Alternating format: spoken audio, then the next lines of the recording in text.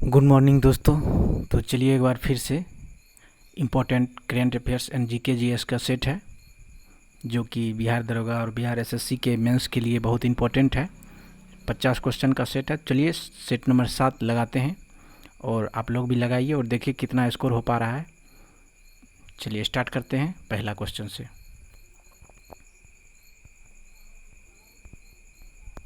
पहला क्वेश्चन है कि विश्व वरिष्ठ नागरिक दिवस कब मनाया जाता है। तो इसका आंसर क्या हो जाएगा? ऑप्शन नंबर सी हो जाएगा। 21 अगस्त को जो है विश्व वरिष्ठ नागरिक दिवस मनाया जाता है। चलिए नेक्स्ट क्वेश्चन देखते हैं। नेक्स्ट क्वेश्चन है डेटा सुरक्षा दिवस निम्नलिखित में से किस तारीख को मनाया जाता है। तो डेटा सुरक्षा दिवस जो है 28 जनवरी को मनाया जाता है।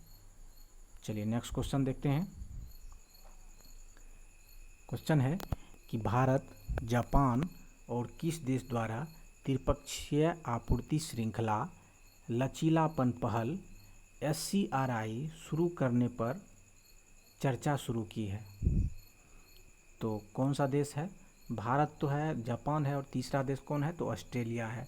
ऑप्शन नंबर क्या हो जाएगा? बी हो जाएगा, जो कि त्रिपक्षीय आपूर्ति श्रृंखला के लिए लचीलापन पहल शुरू करने की चर्चा शुरू की है। तो इम्पोर्टेंट क्वेश्चन है, ध्यान रखिएगा।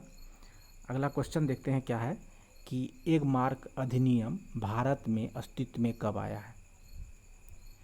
तो एग मार्क जो अधिनियम था भारत में जो है 1937 ईस्वी में आया था। तो ऑप्शन नंबर ये हो जाएगा। ध्यान रखिएगा, एग मार्क जो है किसी भी वस्तु पे लगाया जाता है उसकी गुणवत्ता के लिए। तो 1937 में अस्तित्व में आया था। नेक्स्ट क्वेश्चन देखते हैं। $2 ट्रिलियन की मार्केट वाली 2 ट्रिलियन डॉलर के मार्केट कैप वाली दुनिया की सबसे बड़ी कंपनी कौन बन गई है? बहुत ही इंपॉर्टेंट क्वेश्चन है। तो एप्पल हो जाएगा।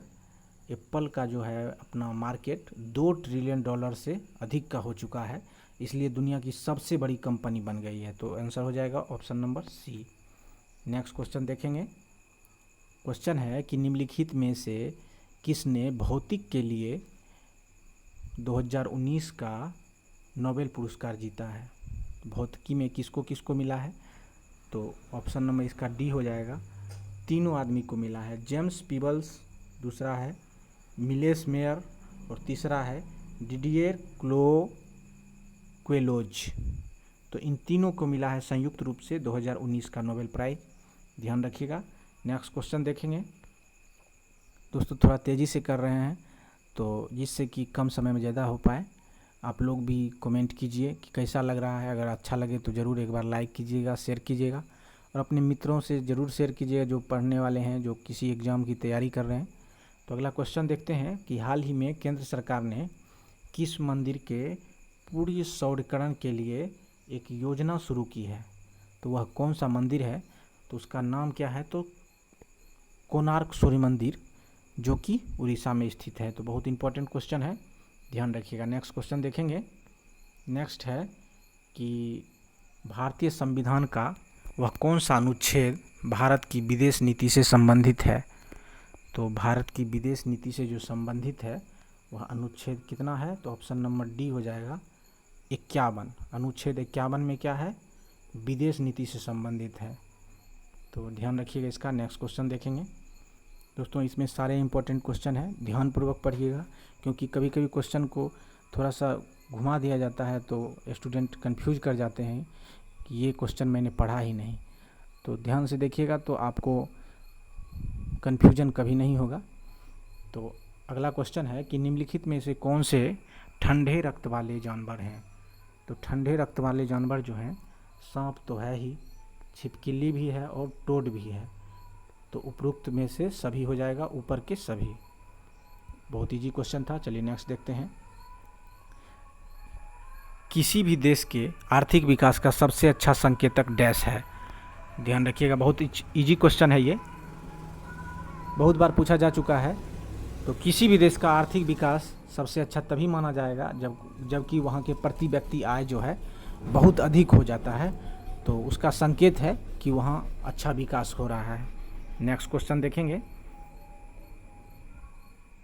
क्वेश्चन है कि खेल रत्न पुरस्कार 2020 किसे प्रदान किया जाएगा। बहुत इंपॉर्टेंट क्वेश्चन है। तो खेल रत्न पुरस्कार जो है 2020 में उपरोक्त में से सभी को दिया जाएगा, जैसे रोहित शर्मा, विनेश फोगाट, मनिका बत्रा, रानी रामपाल और मरियप्पन थंगवेलु, इन पांचों को जो है खेल रत्न पुरस्कार 2020 से सम्मानित किया जाएगा। तो बहुत इंपॉर्टेंट क्वेश्चन है। ये भी पूछा जाएगा कि कितने आदमी को दिया गया 2020 में, तो 5 आदमी को दिया गया। तो ध्यान रखिएगा इस बात का। नेक्स्ट क्वेश्चन, क्योंकि क्वेश्चन को बार बार घुमा के पूछा जाता है वहाँ पे।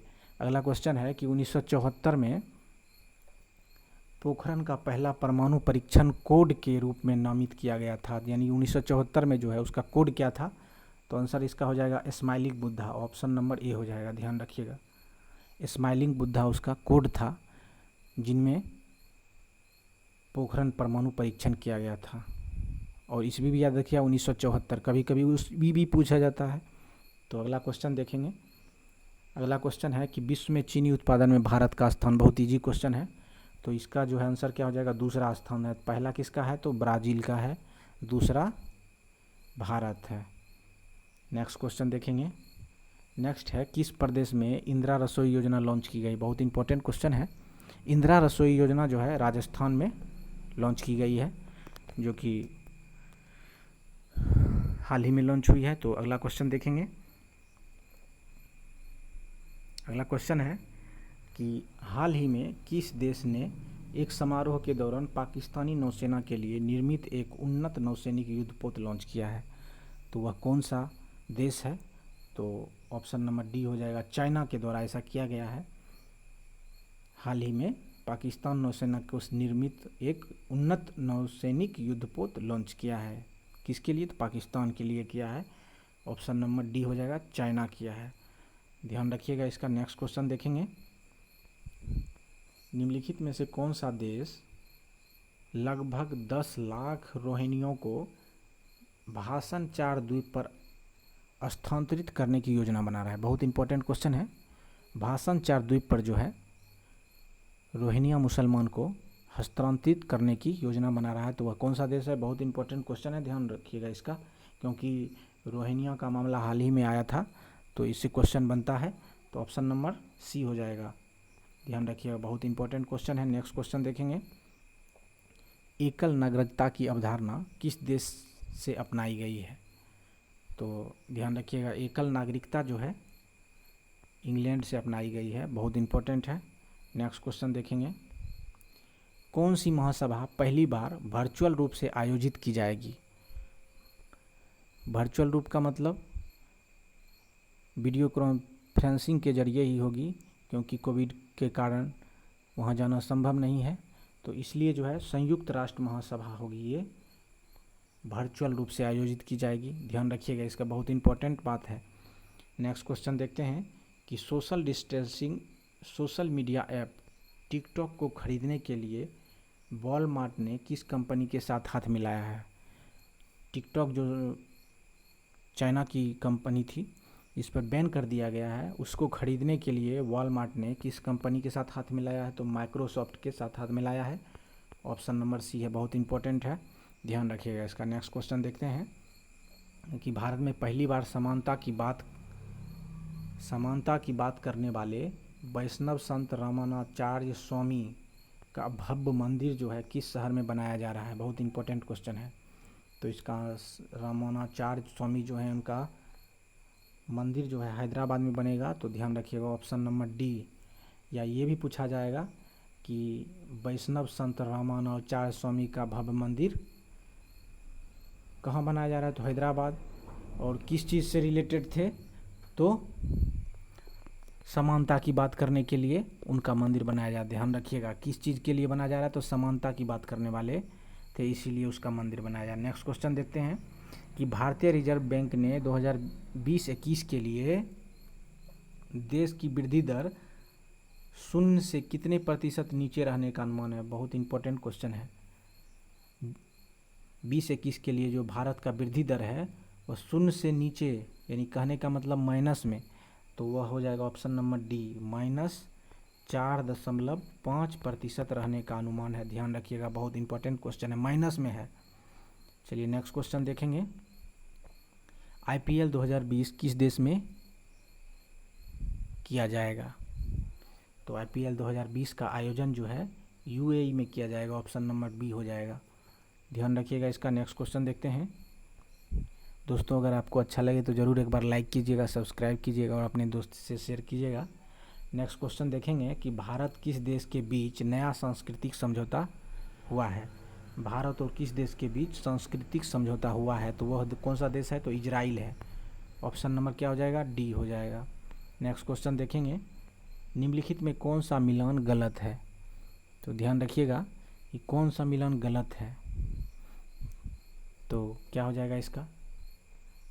देखिए, पोंग बांध परियोजना रावी नदी, ये गलत है। दूसरा देखते हैं सही है कि नहीं। राजघाट परियोजना बेतवा नदी, ये तो सही है। तुलबुल झेलम नदी, ये भी सही है। हिडकल परियोजना घाट प्रभा, तो आंसर क्या हो जाएगा?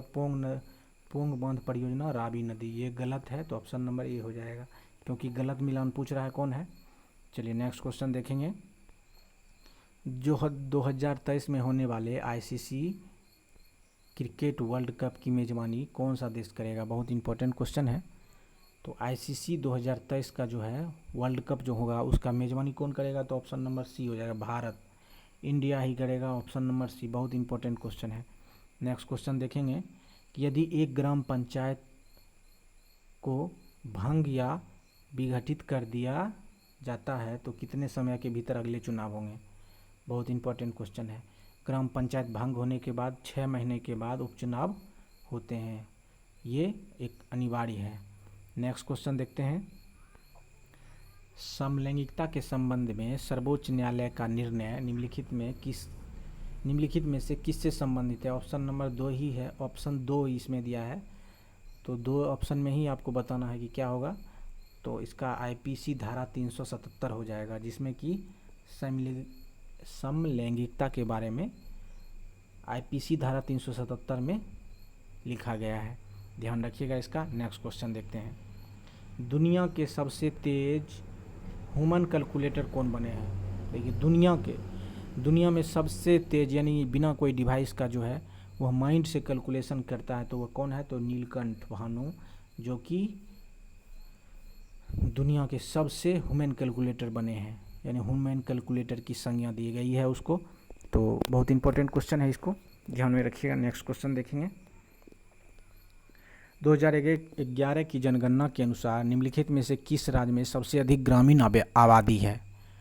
तो 2011 के अनुसार जो है सबसे ज़्यादा ग्रामीण आबादी उत्तर प्रदेश में है, क्योंकि उत्तर प्रदेश का क्षेत्रफल भी बड़ा है, तो जाहिर सी है कि जनगणना में अधिक आबादी भी उत्तर प्रदेश का ही होगा। चलिए नेक्स्ट क्वेश्चन देखते हैं। स्टेनलेस स्टील का मिश्रण धातु है, बहुत इंपॉर्टेंट क्वेश्चन है दोस्तों। इसमें कन्फ्यूजन बहुत होता है और लोग गलत करके आ जाते हैं। ये क्वेश्चन बहुत बार पूछा जा चुका है, तो ध्यान रखिएगा इसका। स्टेनलेस स्टील जो है ऑप्शन नंबर इसका बी हो जाएगा, लोहा और क्रोमियम से का मिश्र धातु है, तो इसका आंसर हो जाएगा option number B. Next question देखेंगे। क्वेश्चन है, सार्क का पहला शिखर सम्मेलन किस स्थान पे हुआ था? यानी सार्क संगठन जो है उसमें जो देश हैं उसका सबसे पहला सम्मेलन कहाँ हुआ था? तो ढाका में। बिल्कुल इंपॉर्टेंट क्वेश्चन है, ढाका में हुआ था। कहाँ है ढाका? तो बांग्लादेश में। नेक्स्ट क्वेश्चन देखते हैं। हाल ही में असम में आफ्स्पा की अवधि कितने समय के लिए बढ़ाई गई है? आफ्स्पा की जो अवधि कितने समय के लिए बढ़ाई गई है? तो कितने समय की? तो 6 महीने के लिए बढ़ाई गई। ऑप्शन नंबर सी हो जाएगा। ध्यान रखिएगा कि आफ्स्पा जो है 1990 में लागू हुई थी और अभी तक उसको बढ़ाते जा रहा है और नियम वहाँ का वही है, कभी 1 साल कभी 6 महीना बढ़ाते जा रहा है। चलिए नेक्स्ट क्वेश्चन देखते हैं। दोस्तों ये मेरा चैनल है स्वास्तिक स्टूडेंट्स क्लब। आप जो भी किसी भी प्रतियोगिता परीक्षा की तैयारी कर रहे हैं तो ये ज़रूर चैनल को सब्सक्राइब कर लें, क्योंकि बहुत इंपॉर्टेंट क्वेश्चन लेके आते हैं जो आपके एग्ज़ाम में बहुत हेल्प करेगा। Current affairs and GK GS इसमें रहता है। तो चलिए एक बार अगला क्वेश्चन देखते हैं। दूर संचार के लिए प्रयुक्त कौन सी तरंगें हैं? हम लोग जो टेलीफोन पे बात करते हैं उसमें कौन सी तरंगों का यूज होता है? बहुत इंपॉर्टेंट क्वेश्चन है। तो इसका कौन सा आंसर हो जाएगा? तो ऑप्शन नंबर बी हो जाएगा। माइक्रोवेव का उपयोग किया जाता है, ऑप्शन नंबर बी हो जाएगा, ध्यान रखिएगा। नेक्स्ट क्वेश्चन देखते हैं कि कौन सा बैंक किसानों की साख का आकलन करने के लिए उपग्रह डाटा का उपयोग करेगा? बहुत इंपॉर्टेंट क्वेश्चन है। जो सैटेलाइट के द्वारा जो डाटा लिया गया है उसका उपयोग करेगा किसान की साख का आकलन करने के लिए। तो ऐसा बैंक कौन सा है? तो ICICI bank, option number D हो जाएगा। ICICI बैंक जो है उपग्रह का डाटा का उपयोग करके किसानों की साख का आकलन करेगा। बहुत इंपॉर्टेंट क्वेश्चन है। चलिए अगला क्वेश्चन है कि गौड़ीय नृत्य एक महत्वपूर्ण शास्त्रीय नृत्य निम्न में से किस राज्य का है? ये गौड़ीय नृत्य जो है एक महत्वपूर्ण शास्त्रीय नृत्य है। कभी कभी ये भी पूछ देगा गौड़ीय नृत्य किस प्रकार का नृत्य है, शास्त्रीय नृत्य या और किसी प्रकार का। तो ध्यान रखिएगा कि गौड़ीय नृत्य शास्त्रीय नृत्य है और यह पश्चिम बंगाल राज्य में प्रचलित है, वहाँ से ही इसकी उद्भव हुई। चलिए नेक्स्ट क्वेश्चन देखेंगे कि सुश्रुत संहिता डैश के दृष्टिकोण और चर्चा के लिए जाना जाता है। तो सुश्रुत संहिता जो है यह सर्जरी के लिए जाना जाता है, तो शल्य चिकित्सा के लिए जाना जाता है। बहुत इंपॉर्टेंट क्वेश्चन है। सुश्रुत संहिता जो है शल्य चिकित्सा दृष्टिकोण और चर्चा के लिए जाना जाता है। चलिए नेक्स्ट क्वेश्चन देखते हैं। दोस्तों इसमें बहुत सारे इंपॉर्टेंट क्वेश्चन हैं, तो ध्यान रखिए और दोबारा इसको देखिए ताकि कन्फ्यूजन नहीं हो, क्योंकि बहुत सारे इसमें कन्फ्यूजन वाले क्वेश्चन हैं, इसीलिए हम ये बना रहे हैं। तो अगला क्वेश्चन है कि WHO द्वारा किस महाद्वीप को पोलियो मुक्त घोषित किया गया? ये करंट अफेयर्स है। तो बताइए कि कौन हाल ही में पोलियो मुक्त किया गया है, कौन सा महाद्वीप है WHO के द्वारा? तो वो ऑप्शन नंबर सी अफ्रीका को जो है WHO के द्वारा पोलियो मुक्त घोषित कर दिया गया है। अब जो है दो ही देश बचे हैं, पाकिस्तान और अफ़गानिस्तान, जिसमें कि पोलियो मुक्त नहीं हुए हैं। तो वो कौन सा देश है? तो पाकिस्तान और अफ़गानिस्तान, ध्यान रखिएगा इसका। नेक्स्ट क्वेश्चन देखते हैं। दोस्तों कम समय होने के कारण हर एक ऑप्शन का मैं वो नहीं कर पा रहा हूँ, डिस्क्राइब नहीं कर पा रहा हूँ, क्योंकि कम समय में सोच रहा हूँ कि ज़्यादा से ज़्यादा क्वेश्चन कर पाएँ। तो चलिए अगला क्वेश्चन है, निम्नलिखित में से किस देश में खुदाई के दौरान 300 मीटर नीचे 3800 साल पुरानी किराट देवी की मूर्ति मिली है? वहाँ की जो देवी है किराट देवी, उसकी मूर्ति मिली है। ध्यान रखिएगा किराट देवी की मूर्ति कहाँ मिली है, जो कि 3800 साल पुरानी है? तो नेपाल में, ऑप्शन नंबर डी हो जाएगा इसका आंसर। बहुत इंपॉर्टेंट क्वेश्चन है। नेक्स्ट क्वेश्चन देखते हैं। नेक्स्ट क्वेश्चन है कि भारतीय संविधान के किस अनुच्छेद में समानता का अधिकार प्रदान किया गया है? किस अनुच्छेद में समानता का अधिकार प्रदान किया गया है? तो अनुच्छेद 14 से 18 में किया गया है। ये तो बहुत इजी क्वेश्चन है, आप लोग पता होगा। नेक्स्ट क्वेश्चन देखते हैं कि किस राज्य के कृषि विभाग ने केसर के व्यापार को बढ़ा देने के लिए ई नीलामी पोर्टल बनाया है? ध्यान रखिएगा कि केसर जो है कहाँ पाया जाता है? तो जम्मू कश्मीर में। तो जाहिर सी है कि ई नीलामी पोर्टल भी कहाँ बनाया गया? तो जम्मू कश्मीर में। थोड़ा सा कॉमन सेंस भी लगाना पड़ेगा। ऑप्शन नंबर क्या हो जाएगा? ए हो जाएगा। नेक्स्ट क्वेश्चन देखेंगे। नेक्स्ट है, निम्नलिखित में कौन सा प्रदूषक वायु गुणवत्ता सूचकांक द्वारा मापा जाता है? तो कौन सा प्रदूषण है जो वायु की गुणवत्ता सूचकांक के द्वारा मापा जाता है? तो ध्यान रखिएगा, बहुत इंपॉर्टेंट क्वेश्चन है। तो इसमें जो है ऑप्शन नंबर सभी हो जाएगा। सल्फर डाइऑक्साइड, कणिका तत्व और नाइट्रोजन हाइड्रोक्साइड, यानी तीनों को जो है वायु प्रदूषण की गुणवत्ता का सूचकांक द्वारा मापा जाता है। नेक्स्ट देखेंगे। नेक्स्ट दिया है कि बारदोली सत्याग्रह, क्वेश्चन है कि बारदोली सत्याग्रह जो है का नेतृत्व डैश ने किया था? बहुत इंपॉर्टेंट है। बारदोली का सत्याग्रह जो है सरदार वल्लभ भाई पटेल के द्वारा किया गया था। बहुत इंपॉर्टेंट क्वेश्चन है, ये क्वेश्चन बार बार पूछा जा चुका है, तो ध्यान रखिएगा। अगला क्वेश्चन देखेंगे। अगला क्वेश्चन है, भारत सरकार द्वारा घोषित ABC सूचकांक निम्नलिखित में किसके द्वारा संबंधित है? भारत सरकार के द्वारा घोषित हुआ है ABC सूचकांक। तो ABC सूचकांक का संबंध किससे है? बहुत इंपॉर्टेंट क्वेश्चन है, ध्यान रखिएगा। ABC सूचकांक, तो A और B और C क्या हो जाएगा इसका? स्वास्थ्य से संबंधित है इसका। बहुत इंपॉर्टेंट क्वेश्चन है। नेक्स्ट क्वेश्चन देखेंगे कि कोविड-19 के महामारी के कारण विश्व जल सप्ताह 2020 का एक आभासी रूप से किस तिथि को आयोजित किया गया था? बहुत इंपॉर्टेंट क्वेश्चन है। तो ये हाल ही में किया गया था, तो 24 से 28 अगस्त को एक आभासी रूप से विश्व जल सप्ताह के रूप में आयोजित किया गया था। बहुत इंपॉर्टेंट क्वेश्चन है, हाल ही में किया गया था, ध्यान रखिएगा इसका। नेक्स्ट क्वेश्चन देखेंगे। नेक्स्ट है कि समुद्रगुप्त निम्नलिखित में से किस राजा का पुत्र था? समुद्रगुप्त जो है किस राजा का पुत्र था? तो ध्यान रखिएगा, चंद्रगुप्त प्रथम का। चलिए नेक्स्ट क्वेश्चन है, क्योंकि इसमें कंफ्यूजन कर जाते हैं लोग, एक समुद्रगुप्त और चंद्रगुप्त। चलिए नेक्स्ट क्वेश्चन देखते हैं। PM नरेंद्र मोदी लोक प्रशासन में उत्कृष्टता के लिए मंत्री पुरस्कार 2020 किस तिथि को प्रदान करेंगे? बहुत इंपॉर्टेंट क्वेश्चन है। लोक प्रशासन की उत्कृष्टता के लिए जो है 31 अक्टूबर को प्रधानमंत्री पुरस्कार 2020 31 अक्टूबर को पुरस्कृत करेंगे। बहुत इंपॉर्टेंट क्वेश्चन है। नेक्स्ट क्वेश्चन देखते हैं। क्वेश्चन है कि अशोक को बौद्ध धर्म अपनाने के लिए प्रभावित करने वाले साधु कौन थे? बहुत इंपॉर्टेंट क्वेश्चन है। अशोक को बौद्ध धर्म से अपनाने के लिए कौन प्रभावित किया था? तो उपगुप्त किया था। ऑप्शन नंबर A हो जाएगा, ध्यान रखिएगा इसका आंसर। नेक्स्ट क्वेश्चन देखेंगे।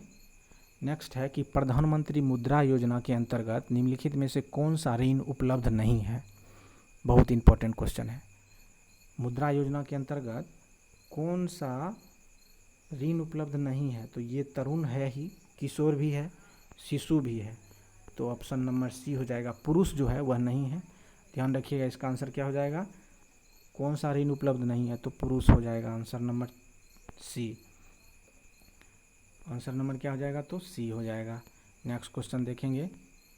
नेक्स्ट है निम्नलिखित में कौन भारत की सबसे बड़ी ताजे पानी की झील है?